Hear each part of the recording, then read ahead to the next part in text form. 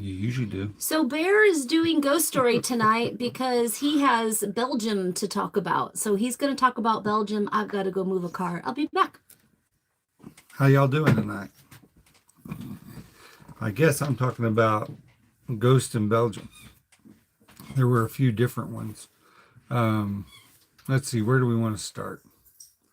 I guess we'll start with the house. I may have mentioned this on some of the Truth Talk stuff, um, but we I was an army brat. I was in first and second grade in Belgium for the most part, and we had um, we had a few different experiences over there. We lived in a four-story house that was probably not much more than 25 feet wide and pretty long. And it was in a little town in Houdangony, not far from Shape, Belgium. And I got lucky, and we had a stairway that went all the way from the basement to the attic.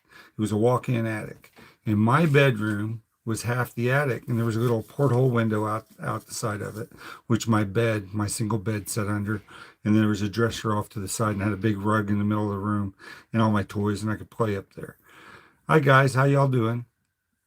And the other half of the attic was storage, Christmas decoration, stuff they didn't unpack for moving, whatever. I don't know. I never went through it. Yes, I know. Second grade, never went through this stuff, but I didn't. Anyway, I can remember feeling a presence there pretty much from the get-go. And it was some young, it felt like a young spirit. And as long as I stayed in bed, the spirit would come out, after bedtime, after I was tucked in and supposed to be asleep and all that stuff. The spirit would come out and play with my toys. They'd roll them around, toy cars around the carpet, around the floor. It would play with my marbles. It would stack the marbles on the dresser in like little pyramids and little cones and stick them up. And if my foot touched the ground, they'd all fall and go everywhere. And then I'd be in trouble because my parents would hear marbles going all over the place. I knew I was out of bed. And there was never anything negative about it. In fact, on cold winter nights, if the window was left open, it would shut it. If it got warm upstairs, it'd open the windows. Um, it was always a positive thing. So I've had an awareness of spirits in my life for as long as I can remember. So there's always something around, and I've had good and I've had bad, but this was a particularly good one. In that same house, I'd have recurring, I wouldn't say nightmares, but recurring dreams of probably what was either World War I or World War II, and demolished houses in a row, which was obviously not the street we were in because we were in a really old street. But I would have these dreams recurring, and there was a young lady a little girl that survived whatever the war was, and would bring different things. We were always digging through rubble in those dreams. It was very, very, very different, and something that a first and second year old or first and second grader wouldn't really know a lot about back then. This would have been in the early 70s. And there was that. And there was a time we went over to a friend's house, and they had an old German farmhouse, and it was set up like in a corral or what would you call that? It was not quite a U shape. It was kind of more of a house shape. It had five sides with a big arch opening that a tractor pulling a really tall trailer behind it could fit through. So it was quite an opening, double gated, real tall, probably 14, 15 foot tall opening to get through. And then there was a courtyard, and then there was a building off on one side, and there was another big archway going out into the fields the other way, and there were stables on one side and the farmhouse, and there was like a 3 or 4 bay garage that was open to keep all farming tools and stuff like that in. And then over one of the barns there was an extension to the house for extra I guess bedrooms. It was up in an attic type space. You went up the stairs right beside the little cottage. And there was a big long room, and I don't know if it was a rec room or a place for, 6 or 8 kids to live in bunk beds or whatever. But we'd go up there and play. That was the friends of ours had 3 kids, and they ranged from probably my age all the way up to early teens, 15, 16, 17 years old. And we'd be in that place. Um, we'd go over to their house fairly regularly, and we'd go have. They'd send us upstairs with a pizza or something, and we'd sit there and play games. And we sometimes tell ghost stories. Um, we would do different things. And I remember there was one particular night, the energy. I don't know what was going outside, but the energy was crazy. And we decided we were going to go check the barn because they were always talking about a ghost in the barn. So we went over to the barn and we're looking around, and there was noises happening. For all I know, it could have been rats and mice or whatever.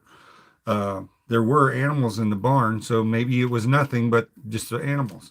So the older kids were probably riling us up, and we go back to go to where the pizza and soda was, up in that long room above the other storage barn area. They didn't have any animals in that. That was down below.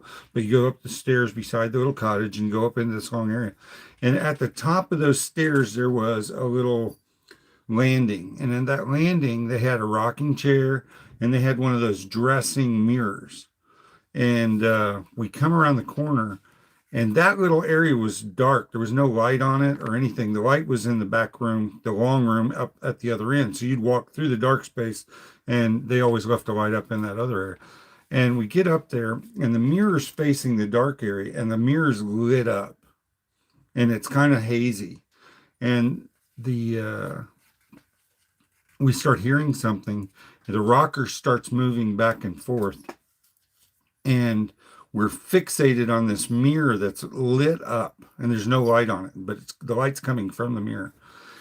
And it's kind of a white, hazy, smoky thing, and it kind of goes into an image of, I couldn't tell if it was a doll or an actual young bride because it was a real hazy image, but you could tell it was a wedding gown.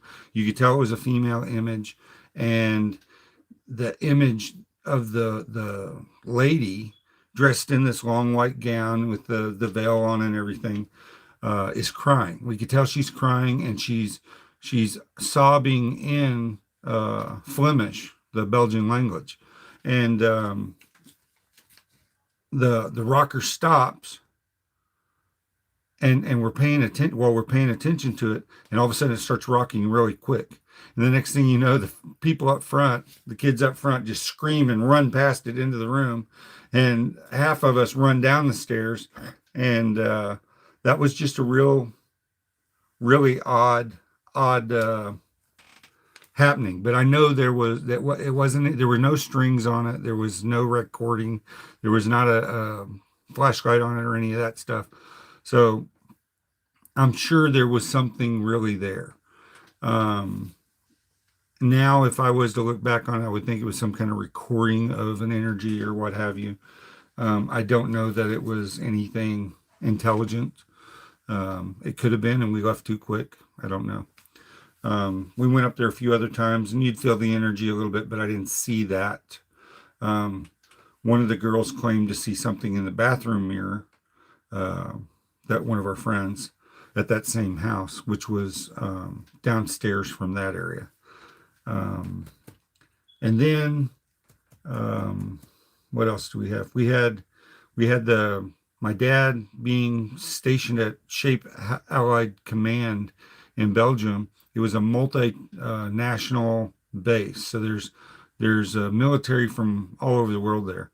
And one of his buddies was a captain in the Belgian army who was in charge of a unit in the Congo at one time. And I believe it was the Congo. It was in Africa somewhere. And he came back with all kinds of animal trophies, and um it'd be crocodile hides and different type of animals. He had zebra hides, and I think he'd gone to uh, Australia as well because he had a kangaroo hide. For a long time, we had the kangaroo hide in our house. I don't know why he gave it to us, but we ended up with kangaroo hide, and maybe he had multiple. Anyway, we were down in his basement, and that was some strong energy. In his basement was set up like a craft place, but not like cutting paper and stuff. It was leather working and metal working and doing his maintenance on stuff, motor work and all that stuff. I think there was a small door that led up out of it was all underground, but it led up out through a trap door out through the backyard. But there was another set of stairs that went in straight through the kitchen. And there was two walls that were nothing but uh, um, workspace with shelves behind it, and he had all these little jars with all kinds of little nuts and bolts and doodads and all kinds of stuff. I mean, it was a tinker gnome's heaven. There was all kinds of stuff everywhere. He had stuff hanging from the floor joist above him and all kinds of stuff. Well, across one of the workbenches going straight through the middle of the basement was this great big alligator skin. It must have been 16, 18 feet long. But then again, first, second grade, who knows how big it was? It could have been 8, and I thought it was Godzilla's hide. But anyway, we're down there, and the lights start flickering. They just sort of flicker. And then the bottles start rattling. And it went from one side to the other. And it kind of went around the room a couple times. And the lights went out completely.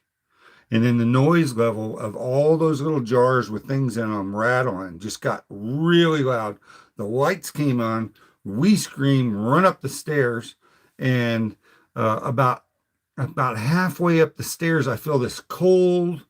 I mean, this Arctic blast goes straight through me. I swear my heart and my lungs just sort of stopped for a second. And the door, moments later, the door slams shut. Lights go out again. We're stuck on the stairs. These are really narrow stairs that are very steep. And the door won't open. One of the two kids that was in this house that I was visiting with, they were both a little bit older than me. The door slams shut, and they're trying to open the door. They're screaming. We're all trying to figure out what's going on. Lights come back on. There's a slow little tinkle of the jars starting to rattle again, and the lights start to flicker. And the door opens, and we get out of there. And I'm telling you, that was probably the most negative energy I've felt in one spot ever. And I've had a few encounters with some pretty negative entities. But anyway, that's my Belgian stuff, and I hope you enjoyed it. The house in Bellingham when we were touring. Yeah, but that was a bad one. But this was definitely worse, at least in my mind's eye. Yeah. So. Okay. That's it? it? That's all. I hope y'all enjoyed it. Y'all have a wonderful evening. And that's tonight's story. That's tonight's story. You just hit this X and the XE. See y'all later. Bye. Okay, you hit okay.